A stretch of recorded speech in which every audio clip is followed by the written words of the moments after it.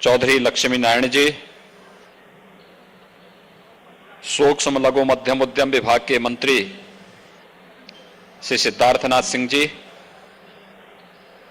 नगर विकास के मंत्री श्री आशुतोष टंडन जी,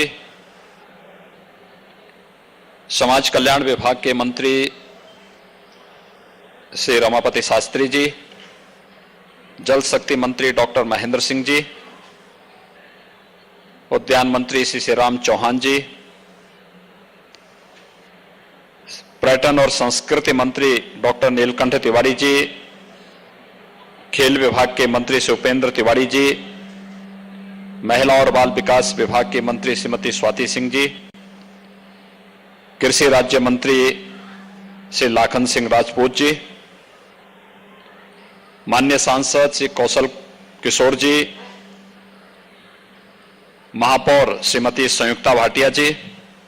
माननीय विधायकगण श्री सुरेश कुमार श्रीवास्तव जी, श्रीमती जय देवी जी, डॉक्टर नीरज बोरा जी, श्री अविनाश त्रिवेदी जी, शंबेश पुष्कर जी, सुरेश चंद्र तिवारी जी, प्रदेश के मुख्य सचिव श्री राजेंद्र कुमार तिवारी जी,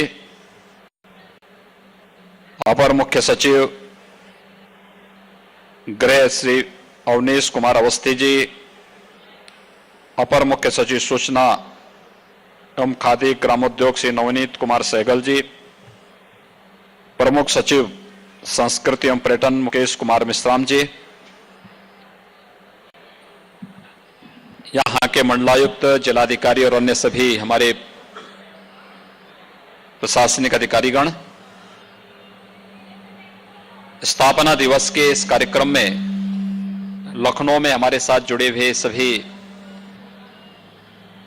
एक जनपद एक उत्पाद से जुड़े हुए हस्तशिल्पी, कारीगर, विभिन्न विधाओं के हमारे यहां पर उपस्थित अलग अलग क्षेत्रों के प्रतिभाशाली जो महानुभाव आज के समारोह के साथ जुड़े हैं और प्रदेश के सभी 75 जनपदों में यह समारोह एक साथ प्रारंभ हुआ है। मैं इस अवसर पर सबसे पहले उत्तर प्रदेश वासियों को स्थापना दिवस के चतुर्थ संस्करण की हृदय से बधाई देता हूं, अपनी शुभकामनाएं देता हूं। हमें भारत की संस्कृति और इसकी गौरवशाली परंपरा पर गर्व की अनुभूति होती है। उत्तर प्रदेश देश का हृदय स्थल कहलाता है। भारत की संस्कृति, भारत की सभ्यता और भारत के स्वाधीनता आंदोलन का केंद्र बिंदु भी उत्तर प्रदेश रहा है। देश के अंदर हर एक क्षेत्र में उत्तर प्रदेश अग्रणी भूमिका के साथ निरंतर देश के लिए एक नई भूमिका के साथ कार्य किया है। लेकिन यह उत्तर प्रदेश अपनी स्थापना के साथ अपने कार्यक्रमों को अपने नागरिकों के साथ जोड़ने का आयोजन आजादी के बाद से करने में विफल रहा, क्योंकि जब भी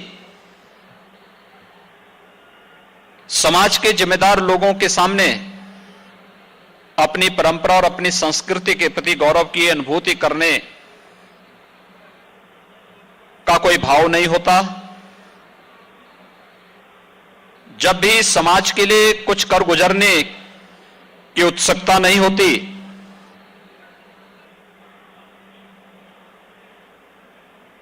तो समाज एक दिग्भ्रम की सी स्थिति में रहता है। और इस दिग्भ्रम की सी स्थिति ने उत्तर प्रदेश को 70 वर्षों में भटकाव की एक स्थिति की ओर पहुंचा दिया था। 2017 में जब प्रदेश की जनता ने भारतीय जनता पार्टी को प्रदेश के अंदर भारी समर्थन दिया और प्रदेश के अंदर सत्ता परिवर्तन करते हुए भारतीय जनता पार्टी नेतृत्व की सरकार प्रदेश में बनी, तो तत्कालीन राज्यपाल महोदय ने हम लोगों के सामने एक प्रस्ताव रखा था। उन्होंने कहा था कि देश के अधिकांश राज्य अपनी स्थापना दिवस के कार्यक्रम को पूरी भव्यता के साथ मनाते हैं। कार्यक्रमों के साथ कुछ नई योजनाओं को सामने रख करके उन कार्यक्रमों को आने वाली पीढ़ी के लिए एक नए अनुभव के रूप में प्रस्तुत करने का प्रयास करते हैं। क्या उत्तर प्रदेश ऐसा कर पाएगा? और मुझे बताते हुए प्रसन्नता है कि जब कैबिनेट के सामने मैंने ये प्रस्ताव रखा तो कैबिनेट ने इसमें सहर्ष अपनी सहमति दी और 24 जनवरी 2018 को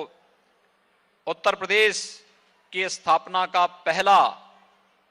आयोजन इसी स्थल पर हम सब ने संपन्न किया था और एक अभिनव योजना, एक जनपद एक उत्पाद की हम लोगों ने यहां पर प्रारंभ की थी। आज आप देखते होंगे एक जनपद एक उत्पाद की अभिनव योजना देश की सबसे लोकप्रिय योजनाओं में से एक है।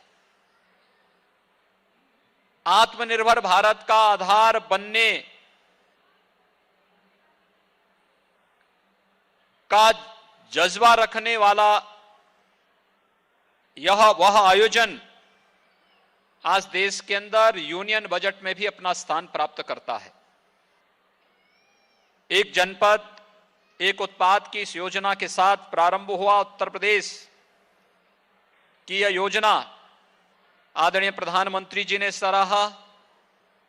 और प्रदेश के पहले इन्वेस्टर समिट के माध्यम से प्रदेश के अंदर की उन असीम संभावनाओं को आगे बढ़ाने के लिए उन्होंने अपनी प्रेरणा और मार्गदर्शन प्रदेश सरकार को प्रदान किया था। आज उत्तर प्रदेश एक जनपद एक उत्पाद की पहली योजना को पहले स्थापना दिवस के अवसर पर यहां पर जनता जनार्दन के लिए प्रदेश के उद्यमियों के लिए लॉन्च की है, तो हमने दूसरी स्थापना दिवस के अवसर पर देश के अंदर हमारे ग्रामीण या शहरी क्षेत्रों में रहने वाले उन हस्तशिल्पियों उन कामगारों के स्किल को भी मान्यता देने जिनके बगैर समाज की व्यवस्था को आगे बढ़ाने की कल्पना भी नहीं की जा सकती। विश्वकर्मा श्रम सम्मान की वह योजना हम लोगों ने उत्तर प्रदेश स्थापना दिवस के द्वितीय संस्करण में लॉन्च की थी। आज आपने देखा होगा हमने बहुत सारे ऐसे ग्रामीण पृष्ठभूमि से जुड़े हुए लोगों को टूल किट्स उपलब्ध कराए हैं। तीसरी स्थापना दिवस के संस्करण में हम लोगों ने यहां पर अटल आवासीय विद्यालयों की एक श्रृंखला खड़ी करने के लिए एक कार्यक्रम आयोजित किया और वह कार्यक्रम था जिसमें प्रदेश के रजिस्टर्ड श्रमिक और अनाथ बच्चों के लिए हर मंडलीय मुख्यालयों पर हम लोग एक आवासीय विद्यालयों की श्रृंखला खड़ा करेंगे। आज प्रदेश के 18 कमिश्नरी मुख्यालयों पर ये अटल आवासीय विद्यालय का कार्य प्रारंभ हो रहा है और इस वर्ष हमारा प्रयास होगा कि हम इसमें सत्र प्रारंभ करके प्रदेश के अंदर कोई भी बालक या बालिका अपने को असहाय या अनाथ नहीं मानेगा। इस विश्वास के साथ इस कार्यक्रम को हम लोगों ने विगत वर्ष यहां पे लागू किया था और इस बार भी हम लोग कुछ अभिनव योजना को लेकर के प्रदेशवासियों को लेकर के आए हैं। इसलिए मैं उत्तर प्रदेश के स्थापना दिवस के चतुर्थ संस्करण के कार्यक्रम के अवसर पर उत्तर प्रदेश के सभी 24 करोड़ नागरिकों को हृदय से अपनी बधाई देता हूं, अपनी शुभकामनाएं देता हूं। भाइयों बहनों, आज हम लोगों ने इस योजना के अवसर पर, इस स्थापना दिवस कार्यक्रम के अवसर पर अनेक प्रकार की प्रतिभाओं को, जिन्होंने समाज जीवन के अलग अलग क्षेत्रों में कुछ करके दिखाया है, उन्हें यहां पर सम्मानित करने का कार्य किया। मंच पर उन लोग, भाषण कम, लेकिन उन लोगों को हम सम्मान दे सकें, यह हमारे लिए महत्वपूर्ण है। और इसलिए भी इस वर्ष यह महत्वपूर्ण है क्योंकि विगत 10-11 महीनों से आप सब जानते हैं कि पूरा देश और पूरी दुनिया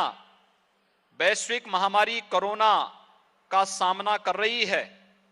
और कोरोना का सफलतापूर्वक मुकाबला करते हुए देश के अनुशासन और देश की मर्यादा का अनुसरण करते हुए हम वैश्विक महामारी कोरोना से भी लड़ रहे हैं, लेकिन साथ साथ प्रधानमंत्री जी के जानवी और जहानवी के मंत्र को आत्मसात करते हुए आगे बढ़ रहे हैं।